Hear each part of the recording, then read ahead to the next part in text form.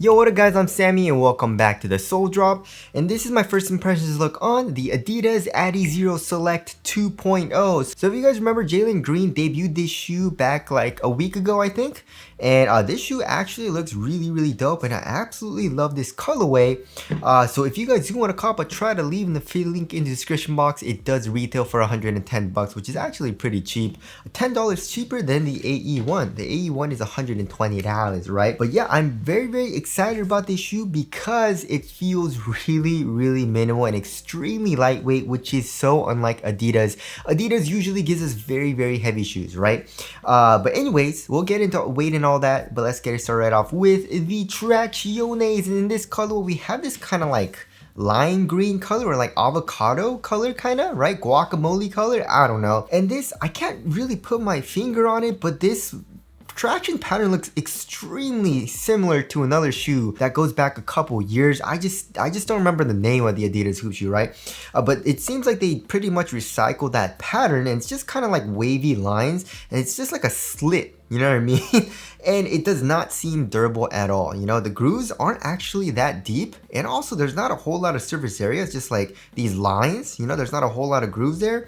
And the rubber's also super soft. So outdoor use probably isn't going to be the best. You know, durability doesn't seem good for the rubber outsole. And I guess here in the heel, we have some like thicker lines, but also the rubber is actually kind of soft here as well. So how does the traction feel on my wood floor so far? It feels okay. You know, the bite is actually pretty good, but not top tier right now. You know, just trying it on my wood floors, it seems like it has a pretty good bite, so that's good, of course. But also there's no squeak at all. It has zero squeak. Of course, that has nothing to do with performance. I've had shoes where it's super duper loud and very squeaky, but the traction isn't very good. And also I've had shoes that are very silent with really good traction, so it can go both ways. But you know, I feel like most hoopers, you know, we like to have a little bit of squeak, you know what I mean? A nice little squeak or a nice loud high-pitched squeak is very nice in a hoop shoe. But yeah, this shoe has no squeak.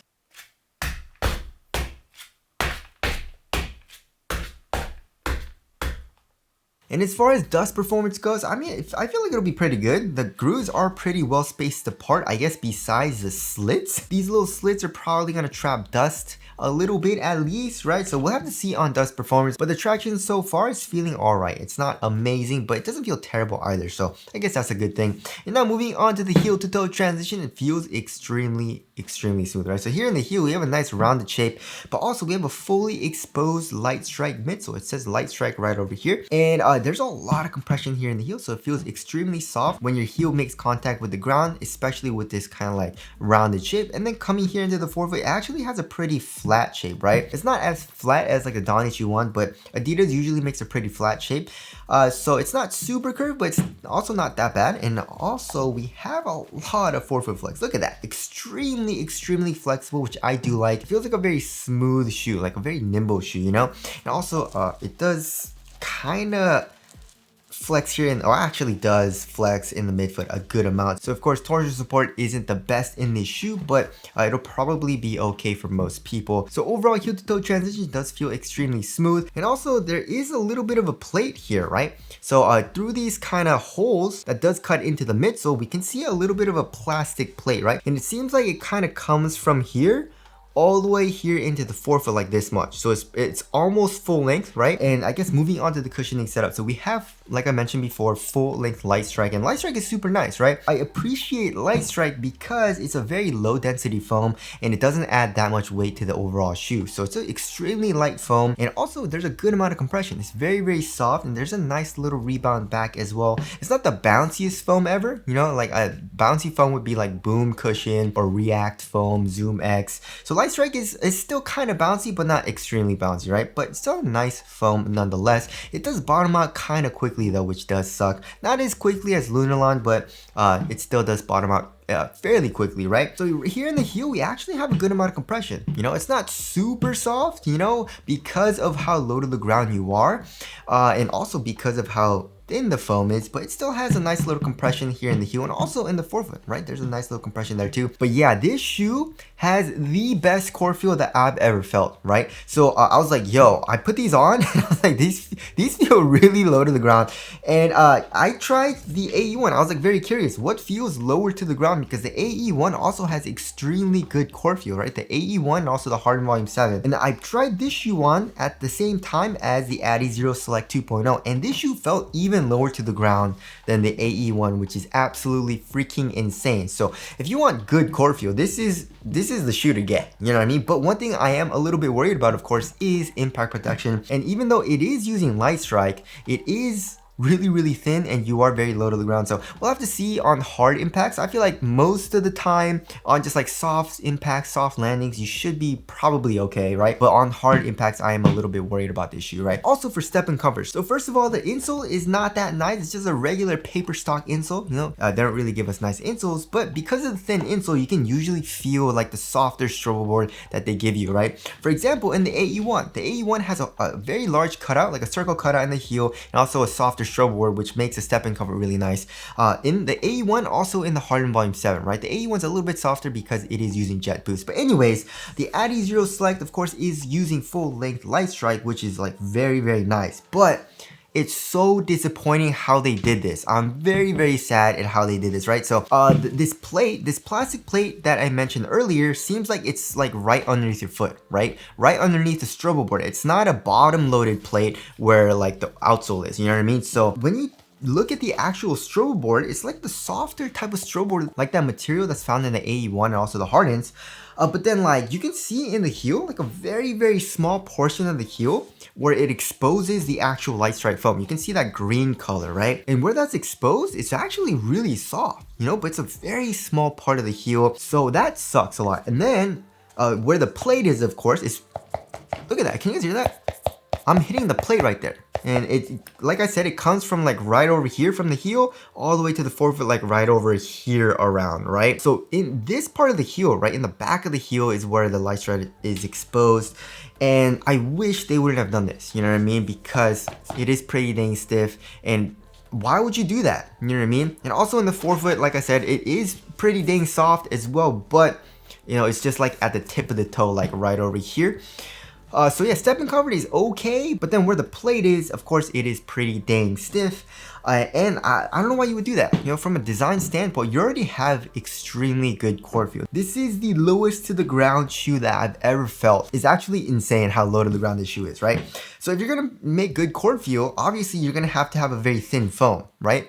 So why wouldn't you make the step and comfort a little bit nicer, you know? Because if it is a thin foam, you're already not gonna feel the foam that much, you know what I mean? So I don't know why they did that, but they did, and it is a little bit disappointing. Or maybe make the plate, you know, not right underneath your foot. Maybe make it where the outsole is, like a bottom loaded plate, or make the plate just like in the midfoot, just like a midfoot chain plate, you know what I mean? I don't know. But anyways, it's still not terrible, you know? I just wish it would have been a little bit nicer. They could have made it a lot nicer, but they didn't. But you know, it's still pretty nice with the court feel and also with the compression from the heel and also in the forefoot. So there is a cushioning setup there. Moving on to the upper, so they're using a textile material and it is extremely thin too. Look at this. It's an extremely thin material here in the toe box. We do have some synthetic overlays. It's like this like nubuck or synthetic suede material, and we do have some cutouts as well on the left and right side. But yeah, it's an extremely thin material and it does feel pretty dang supportive as well, and it conforms to your foot really well too. And then it stays extremely thin in the mid. Look at that. Look at how thin this material is, you know what I mean? And I put a light to it and you can actually see the light go through the upper. The ventilation seems extremely good as well. There's a lot of airflow through this material. And then for the tongue as well, we have very minimal padding. We have like 3 pods of foam here, but then it's not super foamy, you know what I mean? It doesn't add that much coziness or comfort to the actual tongue on top of your foot. It's also a half booty construction tongue, giving you a better overall one-to-one fit. And here in the ankle area, we have very minimal padding, like zero padding pretty much. And there seems to be like an Achilles pad, but it's not really an Achilles pad. It's more like an ankle bone pad, but not really, because it's like all the way at the bottom of the freaking shoe. That doesn't make sense either to me. You know what I mean? Don't you want the foam to be a little bit higher so it improves the heel lockdown, which we'll get into? There is a little bit of heel slippage in this shoe, but anyways, this shoe, for $110, honestly, this textile material is not that bad, and I feel like this shoe is geared toward towards guards, right? Obviously, so it's a really minimal feeling upper, which I do like as well. Obviously, if you want a little bit more coziness, it's not the best, but honestly, it's not that bad. And also the quality is not terrible, especially for the price. All right, now moving on to the fit. So I went true to size for the shoe, and it actually runs a little bit long, right? So I went true to size for the AE1, and this shoe fits me perfectly. It fits me like a glove. My toes go pretty dang close to the edge of the shoe, tight toe box, and slightly narrow fit as well, right? So it's a very, very nice fit for me. But here in the Adizero Select 2.0, it's a little bit long actually. So I would suggest most people go down half a size, right? If you want a pretty snug fit lengthwise. Also here in the toe box, it's not that roomy, you know what I mean? Even though it is a little bit long, which of course is a good thing, but it's still a little bit roomier, of course, than the AE1. And also width-wise, I would say it's around normal width, right? So for me, it's not a terrible fit. I just don't like the extra length, which kind of sucks. So again, most people, I would suggest going down half a size. If you want a little bit roomier, then go true to size. And if you have a wide foot, probably go up a half size, right? So there is the fit there. Moving on to the support in lockdown. So for lateral containment, it feels like it'll be pretty good. You know, like I said, this material is extremely thin. So I feel like there will be a little bit of rolling around a little bit. So I feel like my foot's gonna move around inside of the shoe a little bit, right? But as far as the sidewalls go, there is adequate sidewalls, it looks like, right? So here in the forefoot, the light strike foam comes up acting as a sidewall. Also here in the heel, and there seems to be an internal TPU heel counter, so so far it feels like it'll be good for lateral containment, although like I said, I am a little bit worried about my foot moving inside of the shoe. Also, another thing that I noticed is that this shoe has pretty few eyelets, you know, only has 5 eyelets, so I don't know what's up with that. But also another thing that I did notice while walking around in these is that there is a little bit of heel slippage, you know what I mean? And that probably has to do with the fact that there's really zero foam, and usually that's not a huge problem, you know what I mean? You can still have good lockdown with minimal foam, but then this shoe, it doesn't really cup that much. This like material just goes pretty much straight up and down, especially with the foam. So there seems to be heel slippage, which sucks. That obviously doesn't improve lockdown. So we'll have to see how quick I feel in this shoe. If there is pretty bad heel slippage with kind of like the material moving around a little bit, where my foot doesn't feel super locked down into the shoe, I'm obviously not going to feel as responsive as I want to, which kind of sucks, especially since this shoe is made for responsiveness. You know, it's made for guard. So anyways, there's that. And also as far as lateral stability goes, it feels pretty good, right? Adidas usually makes really, really wide shoes. So we have the midsole protruding out here in the forefoot, making for a very wide base. And also, like I said, you're extremely low to the ground. So lateral stability feels like it'll be pretty dang good. All right, moving on to the weight of the shoe. So this shoe, it feels extremely, extremely light, which is weird for Adidas. Adidas usually makes a very, very heavy shoe. They don't care about weight most of the time, you know. For example, the AE1. The AE1 is really, really heavy. Same thing with the Hardens. Sometimes they make lighter shoes like the Dawn HU5, but it's still kind of heavy, you know, or like a little bit heavier than average. I think it was around like 13 ounces. So yeah, the AE1 is like what? How much does the AE1 weigh? Like 15.3 ounces or something like that. It's kind of crazy. Yeah, 15.55 ounces, right? And then the Hardens are around the same weight, the Harden Volume 7. But yeah.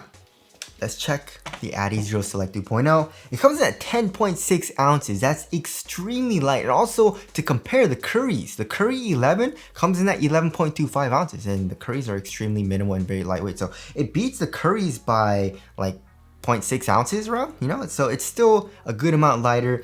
And also, another shoe that's extremely lightweight is the GT Cut Academy, which does kind of, it's in the 10 ounce range as well.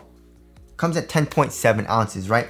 So Nike usually they're good with weight. You know, they usually make very lightweight shoes, but Adidas is kind of unheard of. Usually they make pretty heavy shoes, very supportive shoes as well, pretty well cushioned. But yeah, that has a lot to do with, of course, Light Strike. Light Strike is a low density foam and how minimal this upper is, right?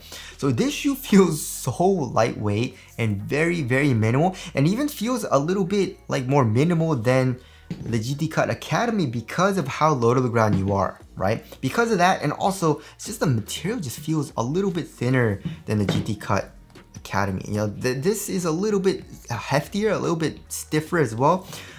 This shoe is just, look at that, you know? So yeah, this shoe feels extremely, extremely lightweight, which I do like. I appreciate that Adidas, right? But there are some issues like the heel slippage and stuff like that. So I'm a little bit worried about that, but I love the lightweight feel of this shoe. And moving on to the aesthetics, I love it. This shoe looks great. You know, this colorway looks great.